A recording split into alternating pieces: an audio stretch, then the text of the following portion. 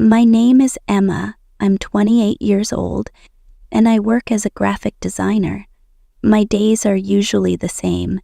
Wake up early, grab a quick coffee, and sit at my desk in front of my computer. I spend most of my time designing logos, websites, and brochures. It's not a bad job. It's steady, pays the bills, and allows me to live comfortably. But if I'm honest, sometimes it feels like I'm just going through the motions. I live alone in a small apartment in the city. I don't mind it most of the time, but recently, the loneliness has started to feel a bit heavier. My friends are busy with their lives, getting married, having kids, and moving forward while I'm still stuck in the same routine. I often feel like something is missing, though I'm not always sure what it is. I've been in a few relationships, but they never seem to last. Maybe it's me. Maybe I'm not good at letting people get close. I try not to think about it too much, but every now and then I find myself wishing for something more. I guess that's how I've been feeling lately, a bit empty, a little lost, and unsure of what I really want from life or love. It started on a Monday. A new face appeared at the office, a man named Daniel. He was introduced as the company's new marketing manager. Daniel looked to be in his early 30s, with warm brown eyes and an easy smile that seemed to put everyone at ease. I wasn't expecting much. New people came and went all the time, but Daniel was different. We were paired on a project almost immediately. Our task was to rebrand a struggling coffee chain. At first, our conversations were strictly professional. He asked questions about my design process and actually listened to my answers. It was refreshing. Most people just wanted the job done quickly, but Daniel cared about the details. One afternoon, as we worked late in the office, he brought me a coffee. "I figured you might need this," he said, setting the cup on my desk. His kindness caught me off guard. We ended up talking for hours, not just about work, but about life, his love for hiking, my favorite books, and everything in between. There was a connection, something unspoken but real. For the first time in a long while, I felt seen, and it scared me a little. As weeks passed, Daniel and I spent more time together. We often stayed late at the office, working on the project, but the longer we worked, the more I found myself enjoying his company. We would talk about everything and nothing: his travels, my childhood memories, our favorite movies. Slowly, those small moments became something more. One evening, after a long day of brainstorming ideas, Daniel suggested we grab dinner together. I hesitated for a moment, but the thought of spending time with him outside of work seemed too tempting to pass up. We went to a small Italian restaurant down the street, and it felt easy, the kind of easy you only feel with someone you've known for years, not someone you've just met. He listened to me, really listened, in a way I hadn't experienced in a long time. At one point, I told him about a painful breakup I had 2 years ago, how it left me scared to open up to anyone again.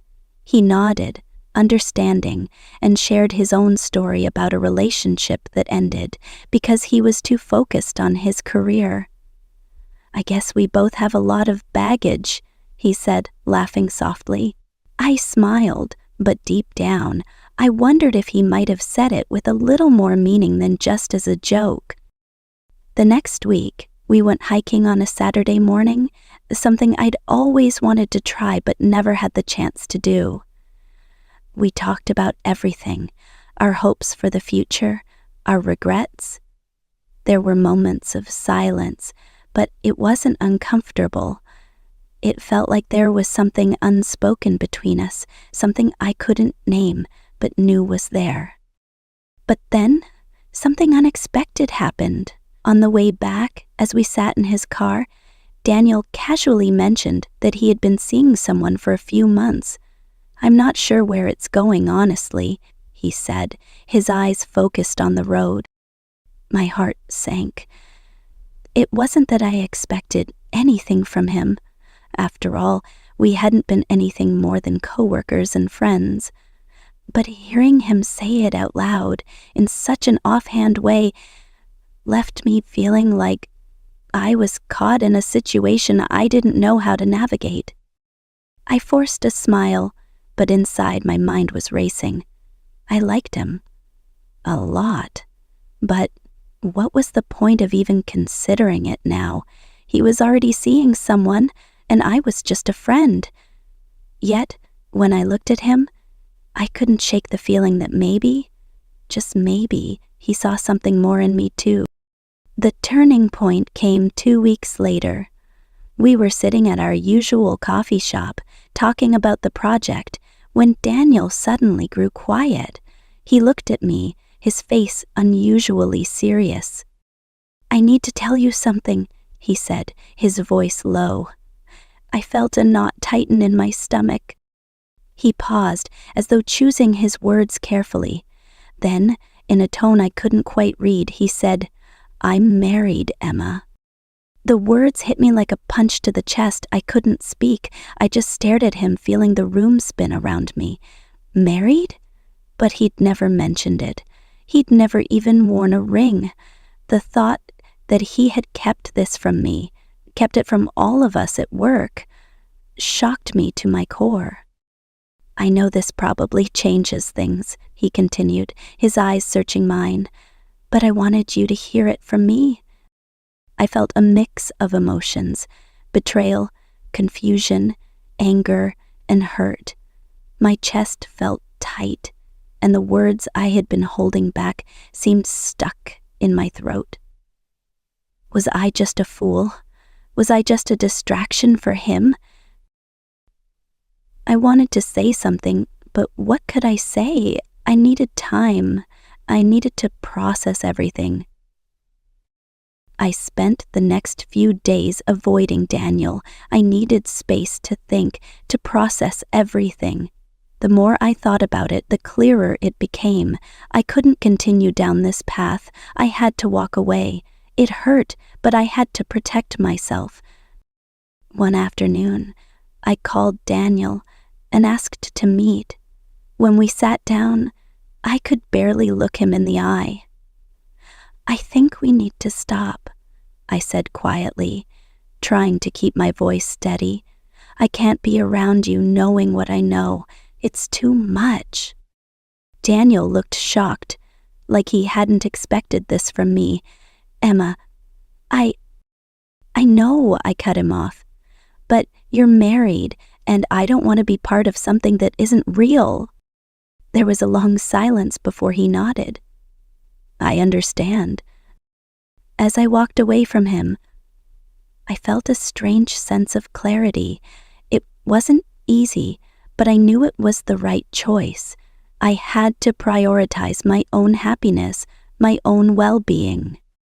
In the days that followed, I found peace in the silence. I realized that sometimes the hardest decisions are the ones that help you grow the most. Life is too short to waste on something that doesn't feel right. Sometimes, making the right decision means walking away, even when it hurts. Emma learned that protecting herself was more important than holding on to something uncertain. If you enjoyed this story and found it meaningful, please like, subscribe, or share. Thank you for listening, and take care of your heart.